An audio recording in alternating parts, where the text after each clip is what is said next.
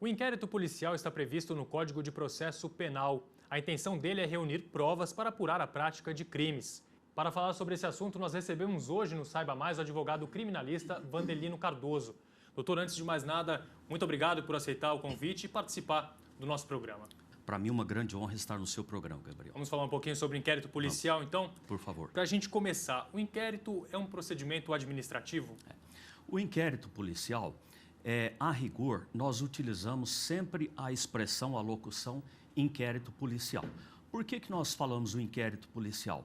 Porque o Estado detém o monopólio para a construção do procedimento para apurar a infração, verificar a tipicidade prevista no Código Penal ou na legislação esparsa, bem como verificar a sua autoria. É interessante, na oportunidade, nós salientarmos a diferença entre o Código Penal e o Código de Processo Penal. O Código Penal, ele transcreve os tipos penais, os crimes previstos na legislação, quando na legislação esparsa não está, mas no Código Penal ele prescreve e descreve também a pena e a forma dessa condução e outros mecanismos de dosimetria da pena. E o Código de Processo Penal é um instrumento de natureza processual penal, utilizado em juízo para fazer a sistemática do funcionamento da conformidade do curso inexorável da ação penal. Certo. O que o inquérito pode reunir como provas? O inquérito pode reunir como prova. Primeiro, é muito importante essa pergunta sua, mas é importante nós salientarmos primeiro que quando ocorre o crime, primeiro a autoridade policial deve se deslocar para o local onde ocorreu o fato criminoso, isolar, colher os materiais e depois levá-lo para a conformação e o estudo. Interessante salientar que esse momento, o que pode ser colhido nesse cenário do crime? Pode ser colhido impressões digitais, pode ser colhido a presença de sangue, de cabelo, fluido espermal e outros elementos, até partes do corpo, que pode ser utilizado. Esse material, depois de colhido, ele deve ser condicionado num local adequado e submetido à perícia. A perícia, concluído o estudo, aquele laudo, remete à autoridade policial para juntar as peças, acostar as peças do inquérito, para que seja instrumentalizado esse procedimento e, posteriormente, encaminhado ao juízo. Você disse que há, então, uma intervenção policial naquela cena daquele suposto crime, daquele fato que acaba de acontecer. Há necessidade de, quando a autoridade policial tomou conhecimento do fato criminoso, ela deve-se de imediato deslocar, isolar a área e colher os elementos. É importante, Gabriel, você fez uma intervenção muito oportuna, muito inteligente. Por que esse momento de imediato de comparecer ao local? Porque, pelo seguinte, pode ocorrer de acontecer uma fraude processual, ou seja, o autor do delito penal, ele pode proceder de alguma forma com o objetivo de descaracterizar o cenário do crime para tentar diminuir a incriminação, a incidência e a responsabilidade penal que vai sobrecair, que vai refletir contra ele. O delegado é o responsável por esse inquérito a partir de quando ele é instaurado? O delegado, ele é o delegado nos estados, nas unidades da federação, o delegado estadual, ele é o responsável pela condução desse inquérito policial. Mas, eventualmente, em decorrência de alguma circunstância, pode, às vezes, ele delegar poderes para um escrivão, por exemplo, para desempenhar alguma função em decorrência do acúmulo de atividade que ele tem. Mas a figura central, o responsável, é que nós utilizamos essa locução, autoridade policial, que ele conduz o inquérito policial para verificar principalmente a autoria, a materialidade do fato e remeter ao judiciário. Agora, me permita uma observação de caráter didático. O inquérito policial, ele tem uma outra extensão, uma outra conformidade com relação a outras circunstâncias, por exemplo, também. O inquérito, nós utilizamos no meio militar o inquérito policial militar para apurar uma infração penal militar, porque no meio militar o ordenamento jurídico é regido por uma sistemática de natureza policial investigativa, e também tem o inquérito, por exemplo, o inquérito judicial para os crimes de natureza falimentar, e é uma forma também de condução. E, por outro lado, é importante nós ressaltarmos também que as autoridades da República, como os deputados e senadores, têm também a capacidade de poder investigativo de fatos que seja de competência do parlamento apurar.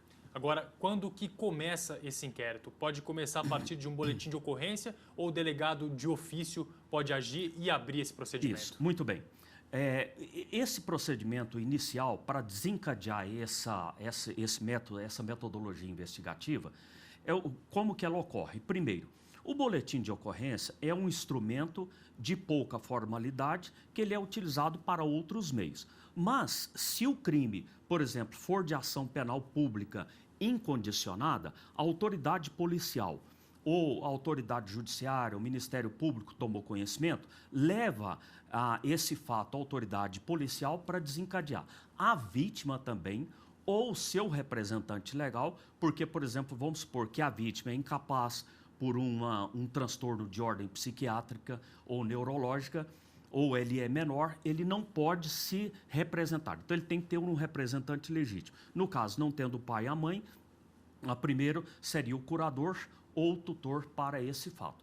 Então, feito esse procedimento, tomou conhecimento, não é de ação penal pública incondicionada, a autoridade policial tem o dever de fazer o procedimento investigativo. Agora, é importante salientar, ilustre jornalista Gabriel, que esse procedimento, ele é importante porque quando ele é de ação penal pública incondicionada, quem sofreu o dano não foi só a vítima, foi o Estado. Então, ele ofendeu o Estado. O Estado que nós queremos colocar não é o Estado, a divisão geográfica, mas é o Estado politicamente organizado, ou seja, a sociedade, o cidadão comum, de todas as formas, todos aqueles que compõem o tecido social foram lesados e foram aviltados em decorrência disso. Um exemplo dessa modalidade de crime, por exemplo, seria o homicídio. Então, ofendeu diretamente o ente estatal.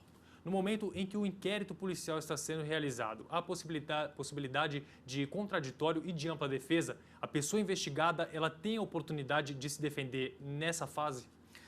Gabriel, essa pergunta é muito inteligente, mas, infelizmente, nessa fase do inquérito policial, não subsiste os princípios previstos na Constituição da República. É oportuno salientar que a Constituição da República, de 1988, ela tem uma grande estrutura jurídica e é de uma sabedoria extraordinária. Então, ela permite, no 5º Constitucional, ela diz o seguinte, que aos acusados em processo administrativo ou penal, é assegurada a ampla defesa, o contraditório e os recursos a eles inerentes. Mas, infelizmente, na esfera policial, não é permitido, não tem o contraditório e não tem a ampla defesa. Ou seja, aquele que é acusado de violar um tipo penal, ele está presente lá perante a autoridade policial. E me permita fazer uma observação de caráter, assim, de natureza não contundente, mas de ordem didática. Nesse momento, o delegado, ou seja, a autoridade policial, ele assume todos os ângulos do processo. Ou seja, ao mesmo tempo, ele estaria como se fosse um promotor fazendo acusação, como o advogado de defesa e, ao mesmo tempo, como um juiz e como autoridade policial ao mesmo tempo. Ou seja, o acusado, ele não tem essa oportunidade. É claro que ele vai explicar, expor, etc., mas ele não tem essa finalidade de assumir essas formalidades para poder fazer face a um procedimento de ordem constitucional. Então, mas existe um projeto de lei com a expectativa de que esse investigado, ele tenha a oportunidade, através do seu advogado, fazer esse procedimento de forma superficial, não com a mesma envergadura, com a mesma amplitude, a mesma extensão do Poder Judiciário, porque lá é um instrumento, é um aparelho mais complexo. Mas ele poderia ter uma oportunidade para desempenhar certas funções com essa finalidade de evitar essa massificação permanente nele. Mas outra questão importante salientar, que quando o investigado ele está perante a autoridade policial respondendo aqueles questionamentos, ele não tendo, embora não tendo essa oportunidade, a investigação, as perguntas são estritamente de natureza personalistas, mas o advogado, por uma questão de ordem e por prerrogativa, ele pode requerer a autoridade policial para que ele intervenha apenas para caráter didático, mas não pode promover o procedimento como se fosse ele já fazendo aquela defesa. Diante disso, a gente pode considerar que o inquérito policial é um procedimento sigiloso? Ele sempre vai ser sigiloso ou não necessariamente? Gabriel, não necessariamente sigiloso. Ele só adquire o caráter de sigilosidade quando ele está revestido de uma necessidade de permanecer naquele sigilo com o objetivo de não atrapalhar as investigações. Mas, de uma forma geral, se ele não está revestido dessa situação para evitar esta propagação dos procedimentos, ele é aberto. Mas, mesmo que ele está sigiloso, é importante salientar, é evidente que os nossos colegas operadores do direito têm bastante conhecimento disso, mas muitos dos nossos amigos, dos nossos telespectadores, às vezes ele não está habituado com isso. Mas nesse procedimento, a sigilosidade do inquérito policial, ele não pode ser necessariamente extensivo ao advogado, porque senão ele viola uma prerrogativa e aquele que está sendo acusado, está sendo respondendo, está sendo um objeto de investigação, ele fica numa situação constrangedora porque ele não teria oportunidade de conversar com seu advogado para melhor conduzir a questão. Porque é evidente que nós sabemos que isso é uma máxima do direito, ninguém é obrigado a construir prova contra si mesmo. Se a gente pudesse enumerar quem tem acesso a esse inquérito policial, advogado, Ministério Público, quais são os entes, as pessoas que têm acesso? Os personagens que têm acesso ao inquérito policial é a autoridade policial, que é o condutor daquele procedimento, e em seguida vem o Ministério Público, também porque o Ministério Público nós utilizamos a locução como legítimo titular da ação penal. O juiz, por vezes, ele pode verificar, mas não necessariamente ele vai deslocar a delegacia para verificar, para estudar, para examinar as peças acostadas ao inquérito policial. E o advogado e também o acusado pode ter esse acesso lá. Há um prazo para esse inquérito ser encerrado e encaminhado à justiça? Sim. Geralmente os prazos são assim, dentro do lapso temporal de 30 dias, se a autoridade policial não conseguir concluir esse inquérito, ele necessariamente terá que remeter ao judiciário e pedir autorização para que seja prorrogado. Por que ocorre esse fato?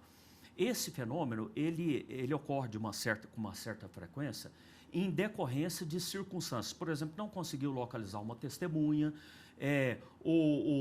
há necessidade de uma acariação entre o depoimento de uma testemunha e outra testemunha para o esclarecimento da verdade, ou para um outro método para ouvir também ou fazer a acariação com o investigado. Inclusive, é muito comum utilizar-se no meio jurídico essa expressão em busca da verdade real. Na realidade é uma redundância gramatical, porque a verdade só pode ser real. Então nós temos que buscar a elucidação dos fatos, esclarecer a verdade e a autoria e acostar as peças a todos os instrumentos que servem de provas para a elucidação dos fatos.